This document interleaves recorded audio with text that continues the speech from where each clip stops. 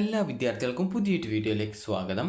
ഈ വർഷത്തെ BPharm lateral entry പ്രവേശന പരീക്ഷ എപ്പോഴായിരിക്കും എന്നുള്ളത് വിദ്യാർത്ഥികൾ ചോദിക്കുന്ന പ്രധാനപ്പെട്ട കാര്യമാണ്. അപ്പോൾ ഈ ഒരു വീഡിയോ വഴി വിദ്യാർത്ഥികൾക്ക് ഈ ഒരു ബിഫാം ലാറ്ററൽ എൻട്രി കോഴ്സിൻ്റെ ഈ ഒരു പ്രവേശന പരീക്ഷ എപ്പോഴായിരിക്കും, അതുപോലെ തന്നെ എന്താണ് യോഗ്യത, അതുപോലെ തന്നെ എന്താണ് സിലബസ്, അതുപോലെ തന്നെ എത്ര രൂപയാണ് രജിസ്ട്രേഷൻ ഫീസ്, എങ്ങനെയാണ് അപേക്ഷിക്കേണ്ടത് എന്നിങ്ങനെയുള്ള ഡീറ്റെയിൽസൊക്കെ നിങ്ങൾക്ക് അറിയാനായിട്ട് സാധിക്കുന്നതാണ്. അപ്പോൾ ബേസിക്കായിട്ട് അറിയേണ്ട ആ ഒരു ഡീറ്റെയിൽസൊക്കെ നിങ്ങൾക്ക് അറിയാൻ സാധിക്കും. അപ്പോൾ ഈ ഒരു ബിഫാം ലാറ്ററൽ എൻട്രി എന്ന് പറയുന്നത് ഈ ഒരു ബിഫാം കോഴ്സിൻ്റെ സെക്കൻഡ് ഇയറിലേക്കുള്ള നേരിട്ടുള്ള പ്രവേശനമാണ് ബിഫാം ലാറ്ററൽ എൻട്രി എന്നതുകൊണ്ട് ഉദ്ദേശിക്കുന്നത്. അപ്പോൾ ഈ ഒരു ബിഫാം ലാറ്ററൽ എൻട്രി പ്രവേശനത്തിനുള്ള യോഗ്യത എന്ന് പറയുന്നത് ഡിഫാം പഠിച്ചിട്ടുള്ള വിദ്യാർത്ഥികൾക്കാണ്. അതായത് ഡിഫാം കോഴ്സ് കംപ്ലീറ്റ് ചെയ്തിട്ടുള്ള, അതുപോലെ തന്നെ ഫാർമസി കൗൺസിലിൽ രജിസ്ട്രേഷൻ ചെയ്തതിൻ്റെ സർട്ടിഫിക്കറ്റ് കയ്യിലുള്ള വിദ്യാർത്ഥികൾക്കാണ് ഈ ഒരു ബിഫാം ലാറ്ററൽ എൻട്രി കോഴ്സിന് അപ്ലൈ ചെയ്യുന്നതിനായിട്ട് സാധിക്കുക. അപ്പോൾ ഈ ഒരു നിങ്ങൾക്കറിയാം ഡിഫാം കോഴ്സ് അതായത് ഈ ഒരു 2 വർഷത്തെ കോഴ്സാണ്. അതിനുശേഷം നിങ്ങൾക്ക് ഈ ഒരു ഹയർ കോഴ്സായിട്ടുള്ള ബിഫാം കോഴ്സിൽ പ്രവേശനം ആഗ്രഹിക്കുന്നുണ്ടെങ്കിൽ ഈ ഒരു എൻട്രൻസ് എക്സാം വഴി നിങ്ങൾക്ക് ഈ ഒരു ബിഫാം കോഴ്സിലേക്ക് നേരിട്ട് പ്രവേശനം നേടാൻ സാധിക്കുന്നതാണ്. അപ്പോൾ ഈ ഒരു ബിഫാം കോഴ്സിൻ്റെ ലാറ്ററൽ എൻട്രി പ്രവേശന പരീക്ഷ നടത്തുന്നത് ഈ ഒരു ce.kerala.gov.in എന്ന വെബ്സൈറ്റ് വഴി കേരള പ്രവേശന പരീക്ഷാ കമ്മീഷണറാണ്. അപ്പോൾ വിദ്യാർത്ഥികൾക്ക് ഈ ഒരു വെബ്സൈറ്റിൽ, അതായത് ce.kerala.gov.in എന്ന വെബ്സൈറ്റിൽ ഏകദേശം ജനുവരി ഫെബ്രുവരി മാസം ആ ഒരു ഘട്ടത്തിലാണ് ഈ ഒരു ലാറ്ററൽ എൻട്രിക്കുള്ള അപേക്ഷയും വരാറുള്ളത്. അപ്പോൾ ആ ഒരു ഘട്ടത്തിൽ നിങ്ങൾക്ക് ഈ ഒരു ലാറ്ററൽ എൻട്രി പ്രവേശന പരീക്ഷയ്ക്കുള്ള അപേക്ഷ സമർപ്പിക്കാവുന്നതാണ്. അപ്പോൾ ഈ ഒരു അപേക്ഷ സമർപ്പിക്കുന്നതിനായിട്ട് നിങ്ങൾക്ക് വേണ്ട യോഗ്യത എന്തൊക്കെയാണ് എന്നുള്ളത് നോക്കാം. അപ്പോൾ ഈ ഒരു പ്രവേശനത്തിനായിട്ടുള്ള യോഗ്യത എന്ന് പറയുന്നത് വിദ്യാർത്ഥികൾക്ക് ഈ ഒരു അതായത് നേറ്റിവിറ്റി, അതായത് നിങ്ങൾ കേരളീയനായിട്ടുള്ള ഇന്ത്യക്കാരനായിരിക്കണം, അതായത് ഇന്ത്യൻ പൗരനായിരിക്കണം എന്നുള്ളതാണ് ഒന്നാമത്തെ യോഗ്യതയായിട്ട് പറയുന്നത്. ഇത് കഴിഞ്ഞ വർഷത്തെ ഈ ഒരു ബിഫാം ലാറ്ററൽ എൻട്രി കോഴ്സിലേക്കുള്ള പ്രവേശന പരീക്ഷയുടെ നോട്ടിഫിക്കേഷനാണ്. അപ്പോൾ വിദ്യാഭ്യാസ യോഗ്യത എന്ന് പറയുന്നത് ഡിഫാം കോഴ്സിൽ നിങ്ങൾക്ക് 50% കുറയാതെയുള്ള ബിരുദം വേണം. അതായത് ഡിപ്ലോമ ഇൻ ഫാർമസി, അപേക്ഷകർ ഫാർമസി കൗൺസിലിൻ്റെ അംഗീകാരമുള്ള സ്ഥാപനത്തിൽ പഠിച്ച് സ്റ്റേറ്റ് ബോർഡ് ഓഫ് ഡിഫാം അല്ലെങ്കിൽ അതായത് നിങ്ങൾക്ക് ആ ഒരു സർട്ടിഫിക്കറ്റ്, അതായത് ഈ ഒരു സ്റ്റേറ്റ് ബോർഡ് ഓഫ് ഡിഫാമിൻ്റെയോ അല്ലെങ്കിൽ തത്തുല്യമായിട്ടുള്ള ഏതെങ്കിലും പരീക്ഷ എഴുതിയ ശേഷം മൊത്തത്തിൽ 50% മാർക്കിൽ കുറയാതെയുള്ള മാർക്ക് നിങ്ങൾക്ക് കിട്ടിയിരിക്കണം. അതുപോലെ തന്നെ അപേക്ഷകർ ഫാർമസി കൗൺസിലിൽ രജിസ്ട്രേഷൻ നടത്തേണ്ടതും, അതുപോലെ തന്നെ നിങ്ങൾ ഫാർമസി കൗൺസിൽ, അതായത് നിങ്ങൾ ഈ ഒരു ഡിഫാം കോഴ്സ് കംപ്ലീറ്റ് ചെയ്യുന്നത്, അതായത് നിങ്ങൾ പാസ്സാകുന്ന സമയത്ത് നിങ്ങൾക്ക് ഈ ഒരു ഫാർമസി കൗൺസിലിൽ രജിസ്ട്രേഷൻ ചെയ്യണം.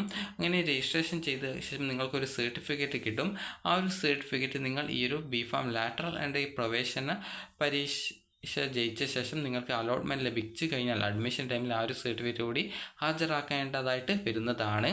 അപ്പോൾ അതുകൊണ്ട് തന്നെ വിദ്യാർത്ഥികൾ ഈ ഒരു അപേക്ഷ സമർപ്പിക്കാൻ ആഗ്രഹിക്കുന്നുണ്ടെങ്കിൽ ആ ഒരു ഘട്ടത്തിൽ നിങ്ങൾ, അതായത് ഡിഫാം കോഴ്സ് കംപ്ലീറ്റ് ചെയ്ത ശേഷം ആ ഒരു സർട്ടിഫിക്കറ്റ് കയ്യിൽ ഉണ്ടായിരിക്കണം എന്നുള്ളതാണ്.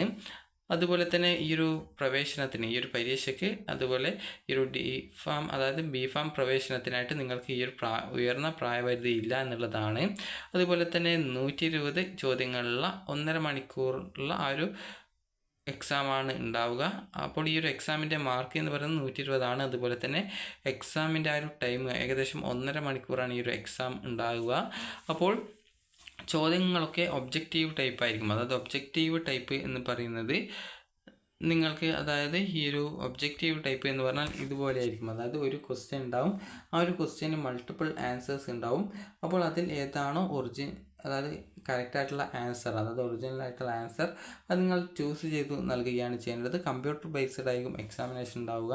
നിങ്ങൾക്ക് കേരളത്തിലെ ഏതെങ്കിലും സെൻറ്റേഴ്സാണ് ഉണ്ടാവുക. ആ ഒരു സെൻറ്ററിൽ നിങ്ങൾക്ക് എക്സാമിനേഷന് ഹാജരായി കഴിഞ്ഞാൽ അവിടുത്തെ കമ്പ്യൂട്ടർ ലാബിൽ നിങ്ങൾക്ക് അതിനുള്ള സൗകര്യം സജ്ജമാക്കും.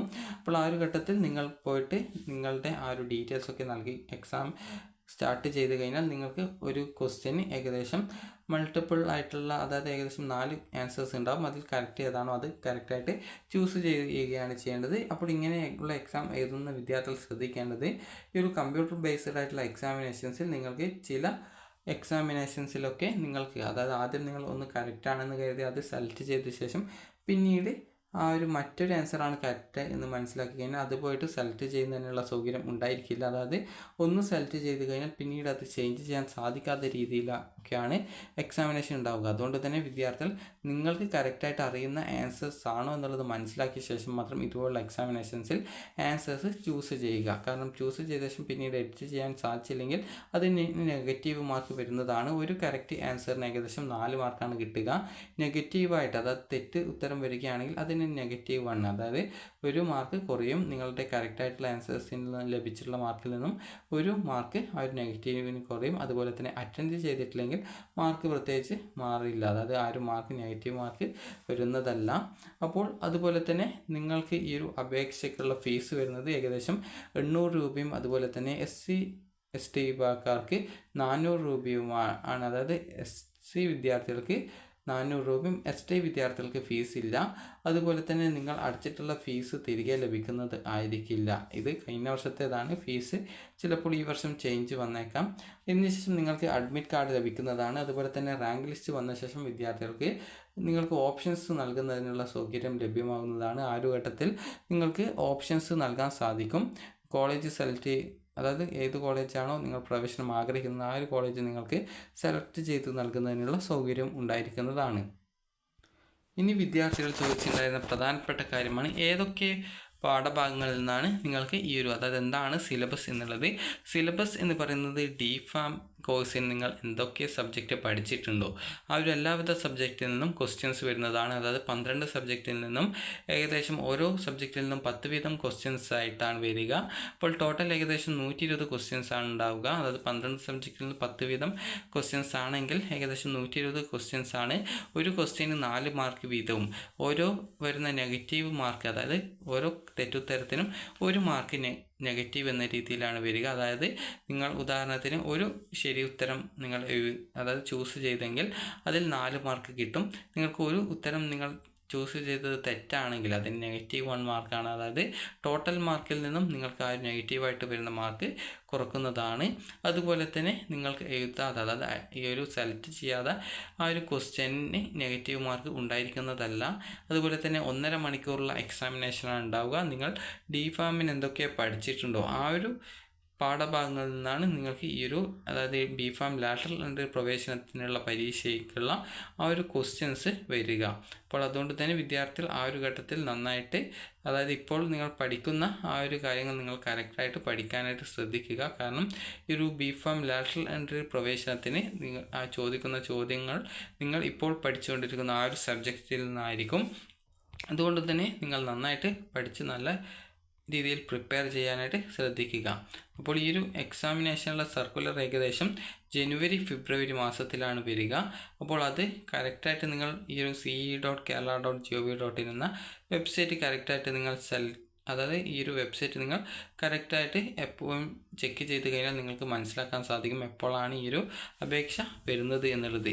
അതുപോലെ തന്നെ വിദ്യാർത്ഥികൾക്ക് വരുന്ന ഈ ഒരു ഫീസിൻ്റെ ഡീറ്റെയിൽസ്, ഗവൺമെൻറ് ഫാർമസി കോളേജിലെ ഡീറ്റെയിൽസ്, അതായത് കഴിഞ്ഞ വർഷത്തേതാണ്, ഇത് അടുത്ത വർഷം ചേഞ്ച് ആയേക്കാം. അപ്പോൾ ഗവൺമെൻറ് കോളേജിലുള്ള ഫീസ് എന്ന് പറയുന്നത് 16,540 രൂപയും ആനുവൽ മിസലേനിയസ് ഫീ എന്ന് പറയുന്നത് 1,660 രൂപയും കോഷൻ ഡെപ്പോസിറ്റ് 2,210 രൂപയുമാണ്. അതുപോലെ തന്നെ യൂണിവേഴ്സിറ്റി രജിസ്ട്രേഷൻ ഫീസ് ആ ഒരു ഘട്ടത്തിൽ യൂണിവേഴ്സിറ്റി എത്രയാണോ ഫീസായിട്ട് പറയുന്നത് ആ ഒരു ഫീസായിരിക്കും ഉണ്ടാവുക, ആ ഒരു രജിസ്ട്രേഷൻ ഫീസായിട്ട്. അതുപോലെ തന്നെ റിസർവേഷൻസും ഉണ്ടായിരിക്കുന്നതാണ്. അപ്പോൾ വിദ്യാർത്ഥികൾക്ക്, അതായത് ഈ ഒരു ലാറ്ററൽ എൻട്രി പ്രവേശനവുമായി ബന്ധപ്പെട്ട് ഇത്രയുമാണ് പറയാനുള്ളത്. അതായത് ലാറ്ററൽ എൻട്രി പ്രവേശനം എന്ന് പറയുന്നത് നിങ്ങൾക്ക് BPharm പഠിക്കാനുള്ള, അതായത് DPharm കോഴ്സ് പഠിച്ചിട്ടുള്ള വിദ്യാർത്ഥികൾക്ക് നേരിട്ട് BPharm കോഴ്സിൻ്റെ സെക്കൻഡ് ഇയറിലേക്ക് പ്രവേശനം നേടുന്നതിനുള്ള അവസരമാണ് ഈ ഒരു BPharm ലാറ്ററൽ എൻട്രി എന്നതുകൊണ്ട് ഉദ്ദേശിക്കുന്നത്. അപ്പോൾ നിങ്ങൾക്ക് ഈ ഒരു DPharm കംപ്ലീറ്റ് ചെയ്ത് കഴിഞ്ഞാൽ നിങ്ങൾക്ക് സർട്ടിഫിക്കറ്റ് കിട്ടും. അതുപോലെ തന്നെ നിങ്ങൾക്ക് ഈ ഒരു, അതായത് ഫാർമസി കൗൺസിൽ ഓഫ് ഇന്ത്യയുടെ ആ ഒരു രജിസ്ട്രേഷൻ സർട്ടിഫിക്കറ്റ് കിട്ടും. അപ്പോൾ ആ ഒരു രജിസ്ട്രേഷൻ സർട്ടിഫിക്കറ്റ്, നിങ്ങൾ രജിസ്ട്രേഷൻ ചെയ്ത് കഴിഞ്ഞാൽ സർട്ടിഫിക്കറ്റ് കിട്ടും. ഈ ഒരു സർട്ടിഫിക്കറ്റ് നിങ്ങൾക്ക് കിട്ടിക്കഴിഞ്ഞാൽ ഈ ഒരു ലാറ്ററൽ എൻട്രി പ്രവേശനത്തിനുള്ള അപേക്ഷ നിങ്ങൾക്ക് നൽകാവുന്നതാണ്. അതിനുശേഷം ആ ഒരു എക്സാം അറ്റൻഡ് ചെയ്ത ശേഷം നിങ്ങൾക്ക് റാങ്ക് ലിസ്റ്റിൽ ലഭിക്കുകയാണെങ്കിൽ, അതായത് റാങ്ക് ലിസ്റ്റിൽ ഇടം ലഭിക്കുകയാണെങ്കിൽ നിങ്ങൾക്ക് ആ ഒരു ഘട്ടത്തിൽ ഓപ്ഷൻസ് നൽകിയിട്ട് അലോട്ട്മെൻറ്റിൽ പങ്കെടുത്തിട്ട് നിങ്ങൾക്ക് അലോട്ട്മെൻറ്റ്, അതായത് ലാറ്ററൽ എൻട്രി വഴി BPharm കോഴ്സ് പഠിക്കാൻ സാധിക്കുമെന്നുള്ളത് നോക്കാവുന്നതാണ്. ജനറൽ വിഭാഗക്കാർക്ക് 800 രൂപയും, അതായത് ST വിദ്യാർത്ഥികൾക്ക് 400 രൂപയും, SC വിദ്യാർത്ഥികൾക്ക് ഫീസ് ഇല്ല. അപ്പോൾ ഈ രീതിയിലാണ് ഇതിൻ്റെ ആ ഒരു ഫീസ് സ്ട്രക്ചറൊക്കെ വരുന്നത്. അതുപോലെ തന്നെ നിങ്ങൾക്ക് OMR ടൈപ്പ്, അതായത് ഒബ്ജക്റ്റീവ് ടൈപ്പ് ക്വസ്റ്റ്യൻസ് ആയിരിക്കും. അതായത് കമ്പ്യൂട്ടർ ബേസ്ഡ് ആയിരിക്കും. കമ്പ്യൂട്ടറിലാണ് നിങ്ങൾ ഈ ഒരു എക്സാം ഒക്കെ അറ്റൻഡ് ചെയ്യേണ്ടത്. അപ്പോൾ വിദ്യാർത്ഥികൾക്ക് ഈ ഒരു വീഡിയോ ഉപകാരപ്രദമായിട്ടുണ്ടെങ്കിൽ ലൈക്ക് ചെയ്യുക, ഷെയർ ചെയ്യുക. അതുപോലെ തന്നെ ഇതിന് അപേക്ഷ നൽകുന്നതിനായിട്ട് വേണ്ട ഡോക്യുമെൻസിൻ്റെ ഡീറ്റെയിൽസ് നിങ്ങൾക്ക് ഈ ഒരു, അതായത് നിങ്ങൾ സാധാരണ അപ്ലൈ ചെയ്യുമ്പോൾ നിങ്ങൾക്ക് വേണ്ട ഡോക്യുമെൻറ്റ്സ് തന്നെയാണ് ഈ ഒരു അപേക്ഷ നൽകുമ്പോൾ വേണ്ടത്. അതുപോലെ തന്നെ ഈ ഒരു DPharm കോഴ്സിന് നിങ്ങൾക്ക് ഏകദേശം നേരത്തെ പറഞ്ഞതുപോലെ 50% മാർക്ക് നിങ്ങൾക്ക് DPharm കോഴ്സിന് നിങ്ങൾക്ക് ആവശ്യമാണ്. അപ്പോൾ അത്രയും മാർക്ക് നിങ്ങൾക്ക് ലഭിക്കുകയാണ് എങ്കിൽ നിങ്ങൾക്ക് ഈ ഒരു അപേക്ഷ സമർപ്പിക്കുന്നതിനായിട്ട് സാധിക്കുന്നതാണ്. അപ്പോൾ വിദ്യാർത്ഥികൾക്ക് ഈ ഒരു വീഡിയോ ഉപകാരപ്രദമായിട്ടുണ്ടെന്ന് കരുതുന്നു. അപ്പോൾ വിദ്യാർത്ഥികൾക്ക് ഈ ഒരു, അതായത് എന്തൊക്കെ ഡോക്യുമെൻറ്റ്സ് ആണ് നിങ്ങൾക്ക് വേണ്ടത് എന്നുള്ളത് സംബന്ധിച്ചുള്ള ഡീറ്റെയിൽസ് ഒക്കെ ഈ ഒരു പ്രോസ്പെക്ടസ്, അതായത് നിങ്ങൾക്ക് ആ ഒരു സമയത്ത് പ്രോസ്പെക്ടസ് ഡൗൺലോഡ് ചെയ്യുന്ന സമയത്ത് നിങ്ങൾക്ക് എന്തൊക്കെ ഡോക്യുമെൻറ്റ്സ് ആണ് വേണ്ടത് എന്നുള്ളത് അതിൽ നൽകിയിട്ടുണ്ടാകും. അതുപോലെ തന്നെ അതായത് ബേസിക് ആയിട്ടുള്ള ഡോക്യുമെൻറ്റ്സ് ആണ് വേണ്ടത്, അതായത് എന്തൊക്കെ ഡോക്യുമെൻറ്റ്സ് ആണ് വേണ്ടതെന്ന് ചോദിച്ചാൽ നിങ്ങളുടെ ആ ഒരു +2 വേണ്ടതായിട്ട് വരുന്നതാണ്. അതുപോലെ തന്നെ അതായത് SSLC സർട്ടിഫിക്കറ്റ് വേണം. അതുപോലെ തന്നെ അതായത് SSLC അല്ലെങ്കിൽ അതായത് നിങ്ങളുടെ ഏജ് തെളിയിക്കുന്നതിനായിട്ടുള്ള ഡോക്യുമെൻറ്റ്സ്, അതുപോലെ തന്നെ നാറ്റിവിറ്റി തെളിയിക്കുന്നതിന് ആവശ്യമായിട്ടുള്ള ഡോക്യുമെൻറ്റ്സ്, അതുപോലെ തന്നെ നോൺ ക്രിമിലിയർ അല്ലെങ്കിൽ കമ്മ്യൂണിറ്റി, EWS റിസർവേഷൻ എന്നിവ തെളിയിക്കുന്നതിന് ആവശ്യമായിട്ടുള്ള സർട്ടിഫിക്കറ്റ്. അതുപോലെ തന്നെ നിങ്ങൾക്ക് ഈ ഒരു ഫിഷർമാൻ അല്ലെങ്കിൽ മറ്റ് വിഭാഗങ്ങളുടെ, അതായത് ഈ ഒരു നിങ്ങൾക്ക് റിസർവേഷനുള്ള വിദ്യാർത്ഥികളാണെങ്കിൽ അത് തെളിയിക്കുന്നതിന് ആവശ്യമായിട്ടുള്ള ഡോക്യുമെൻറ്റ്സ്, അതുപോലെ തന്നെ ഇൻകം സർട്ടിഫിക്കറ്റ്, അതുപോലെ തന്നെ മറ്റെന്തെങ്കിലും റിസർവേഷൻ ഉണ്ടെങ്കിൽ ആ ഒരു ഡോക്യുമെൻറ്റ് എന്നിങ്ങനെയൊക്കെയാണ്. അതുപോലെ തന്നെ മറ്റേതെങ്കിലും സ്പെഷ്യലായിട്ട് ഏതെങ്കിലും ഡോക്യുമെൻറ്റ് വേണമെന്ന് പറഞ്ഞിട്ട് ഒരു സമയത്ത് നോട്ടിഫിക്കേഷൻ വരുന്ന സമയത്ത് ആ ഒരു രീതിയിൽ എന്തൊക്കെ ഡോക്യുമെൻറ്റ്സ് നിങ്ങൾ അപ്ലോഡ് ചെയ്യണം എന്നുള്ള ഡീറ്റെയിൽസ് ഒക്കെ നൽകിയിട്ടുണ്ടാകും. അപ്പോൾ ആ ഒരു ഘട്ടത്തിൽ ആവശ്യമായിട്ടുള്ള ഡോക്യുമെൻ്റാണ് നിങ്ങൾ അപ്ലോഡ് ചെയ്ത് നൽകേണ്ടത്. അപ്പോൾ വിദ്യാർത്ഥികൾക്ക് ഈ ഒരു വീഡിയോ ഉപകാരപ്രദമായിട്ടുണ്ടെങ്കിൽ ലൈക്ക് ചെയ്യുക, ഷെയർ ചെയ്യുക.